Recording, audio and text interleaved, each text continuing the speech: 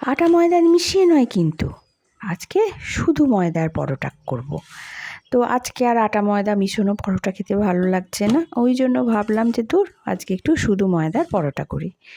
তো আমি কিছুটা ময়দা এখানে নিয়ে নিয়েছি, আর এতে ময়াম হিসেবে তেল আর নুন দিয়ে দিয়েছি। দিয়ে ভালো করে করে নিয়ে তেল নুনটাকে আটা ময়দার সঙ্গে মাখিয়ে নিয়ে আমি অল্প অল্প করে জল দিয়ে ময়দাটা মেখে নিচ্ছি। এবার ওই তেল নুন দেওয়া যে ময়দাটা যে ভিডিও করব সেটা একদম মনে নেই, যেন ভুলে গেছি। তো যাই হোক, তো তোমাদেরকে তো বলেই দিলাম। তো এবার আমি ময়দাটা আমার মাখা হয়ে গেছে। তো যাই হোক, এবার আমি ভালো করে তেল মাখিয়ে লেচিগুলো ঝপঝপ করে কেটে ফেলবো। কেননা তেলটা মাখিয়ে নিলে কি হয়, লেচিটা কাটবার সময় হাতে লাগে না, নাহলে বড্ড হাতে হয়ে যায়, জড়িয়ে যায়, একদম মানে বিচ্ছিরি লাগে। ময়দা লেচি কাটবার সময় যদি হাতে জড়িয়ে যায় না, একদম ভালো লাগে না। তো যাই হোক, তেলটা মাখিয়ে নিয়ে এবার আমি লেচিগুলো টপটপ করে কেটে নিচ্ছি। নিয়ে এইবার আমি পরোটাগুলো, আমি কিন্তু লেচিগুলো একটু বড় বড় করেই কেটেছি, মানে পরোটা তো ছোট ছোট আবার ভালো লাগে না। হ্যাঁ, আর আমি কি জানো তো, আমি আবার 3 কোনা পরোটা করতে পারি না।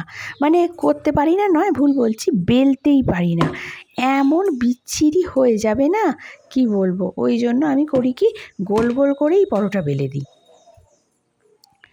তো আমার লেচিগুলো এখানে পাকানো হয়ে গেছে।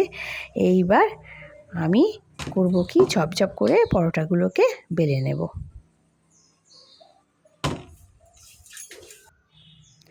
দেখো, আমার লেচিগুলো এখানে কেটে পাকিয়ে নিয়েছি। আর পরোটাটা আমি গোল গোল, তোমাদেরকে তো বললাম যে আমি 3 কোনা পরোটা বেলতে পারি না।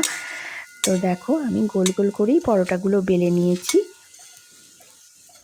এবার ভালো করে একটু সেঁকে নিতে হবে, না হলে আবার একটু যদি পরোটা মানে থাকে, লাল লাল না হয়, তখন আবার আমার ছেলে বলবে, এ বাবা কি করেছো, কাঁচা কাঁচা, সাদা সাদা কেন, একটু লাল লাল করে ভাজতে পারোনি, এইসব আবার বলবে। যেমন ছেলে তেমনি ছেলের বাপ, 2 সমান। যে কারণে একটু সেঁকাটা একটু ভালো করেই করে নিতে হয় আমাকে। আর পরোটার সঙ্গে যে তরকারিটা, সেটা আমার আগে থেকে হয়ে গেছে, আগে থেকে করে রেখে দিয়েছি। তো এখন পরোটাগুলো ভালো করে ভেজে নিচ্ছি। তো যাই হোক, আমি তো এই রকম ঘরোয়া রান্নাবান্নাই করি, পোস্ট করি রান্নার ভিডিও হিসেবে।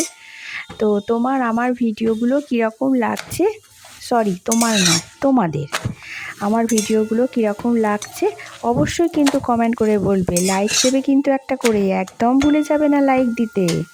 আর অবশ্যই আমার চ্যানেলটাকে সাবস্ক্রাইব করে দিয়ে আমার সঙ্গে থাকবে।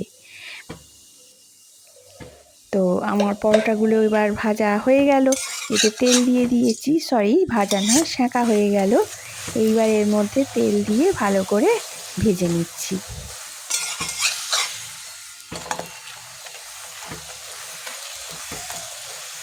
একসঙ্গে 3-4টে পরোটা আগে আমি ভাজতাম, জানো তো, কিন্তু দেখছি তখন হতো কি, মানে বেশ সব পরোটাগুলো সমান হতো না, কোনোটা লাল হতো কোনোটা লাল হতো না। ওই জন্য আমি এখন করি কি, দুটো দুটো করে পরোটা ভাজি, তাহলে কি হয়, প্রত্যেকটা পরোটা বেশ সুন্দর লাল লাল করে ভাজা হয়ে যায়।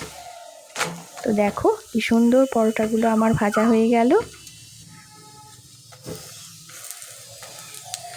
তো কার কার এইরকম ময়দার পরোটা খেতে ভালো লাগে অবশ্যই কিন্তু আমাকে কমেন্ট বক্সে জানাবে।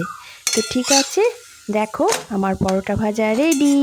আজকের মতো এইটুকুই, আবার আসবো একটা অন্য রকম ভিডিও নিয়ে। ততক্ষণের জন্য টাটা, সবাই ভালো থেকো, সুস্থ থেকো।